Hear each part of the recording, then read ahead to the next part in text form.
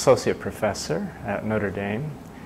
I teach Italian literature, medieval Italian literature, including the great poet Dante, who is a great spiritual light. Swami stealthily inched his way into my life. I remember Christ's answer, "Who do you say that I am?" That's also Swami's answer. "Who do you say that I am?"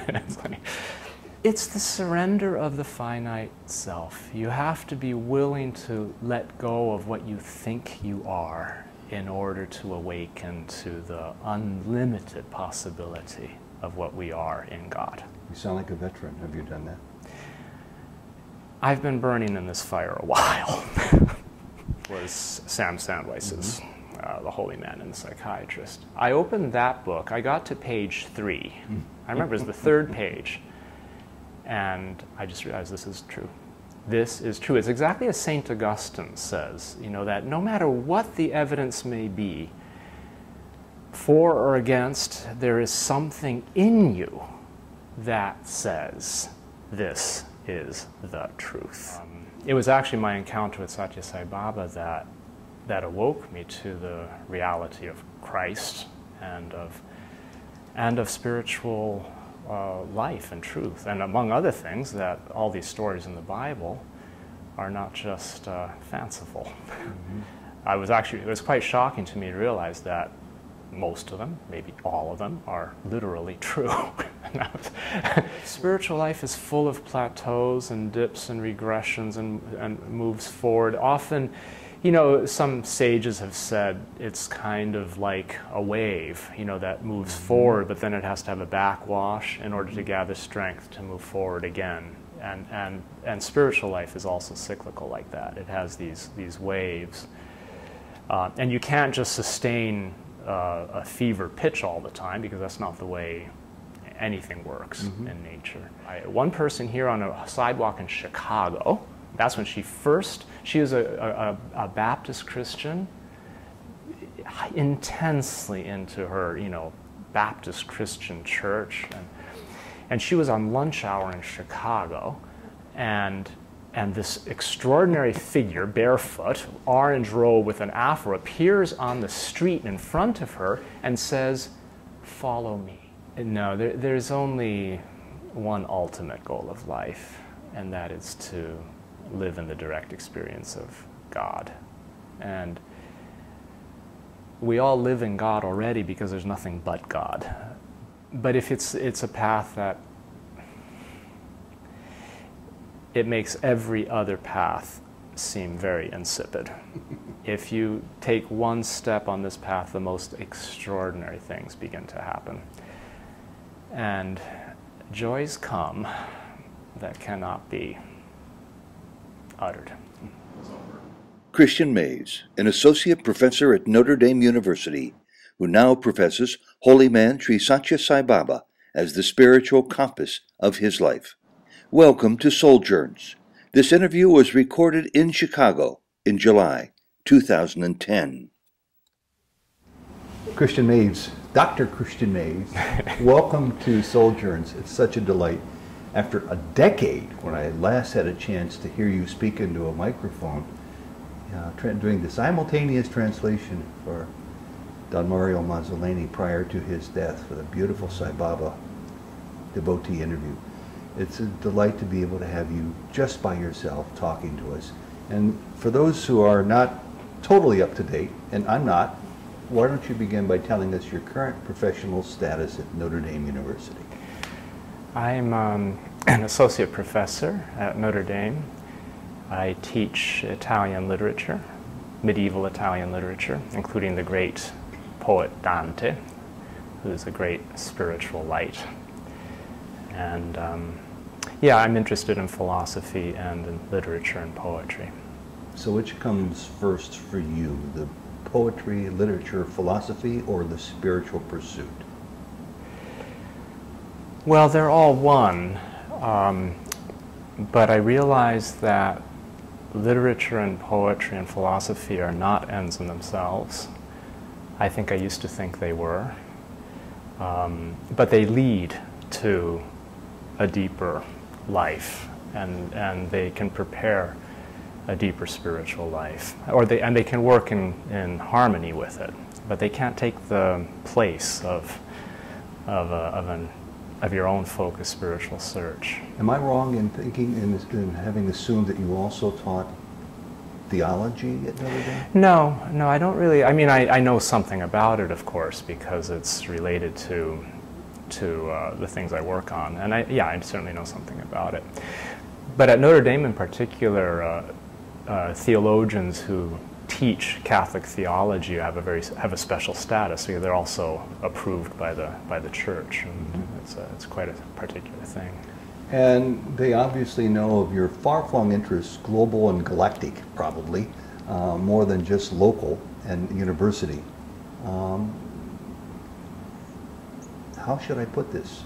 You did a sterling translation for a book and for an audio interview, a video interview of Don Mario Mazzoleni, whose very notoriety was because he was excommunicated by the church that employs you, in a manner of speaking.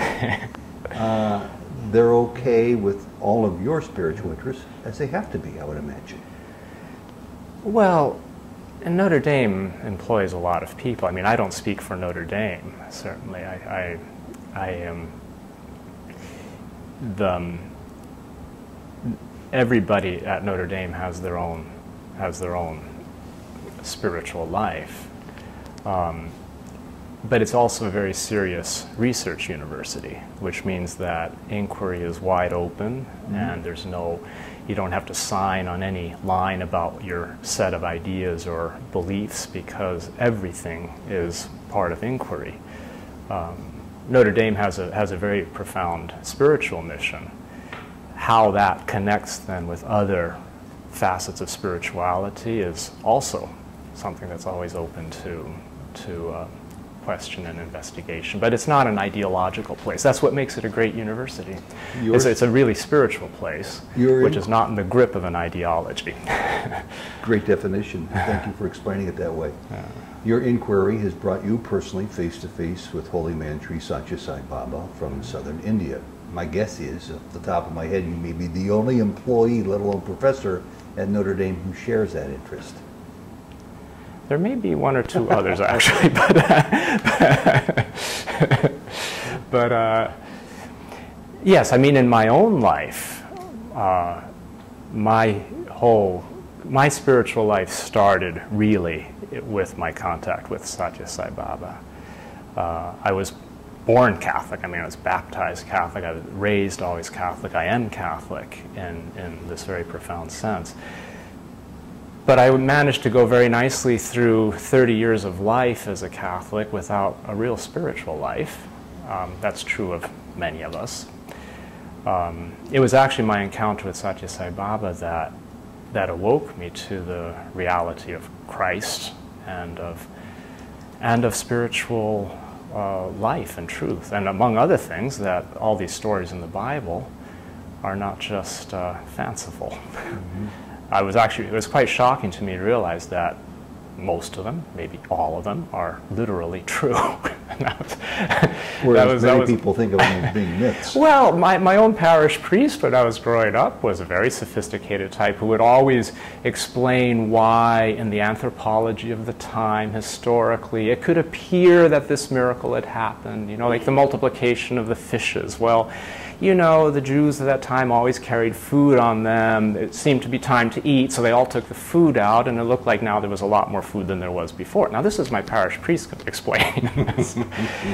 Then, when you actually realize, well, here is someone now who actually does have that power and this sublime beauty and life-changing sweetness about it. You say, oh, this is how Christ worked. This is the reality. I remember the first time I went to the ashram, just dissolving into tears, watching Swami go by and watching a lady reach out to touch the hem of his robe.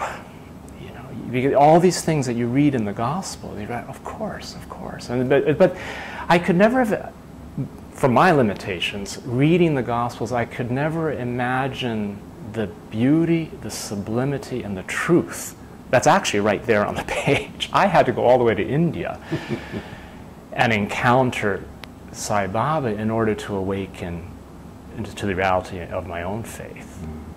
Now, the relation, how Sai Baba works with these things. I mean, the poet I study, Dante, well, what it took for him was to encounter Beatrice, to awaken to Christ, really, and to transform his life and to change.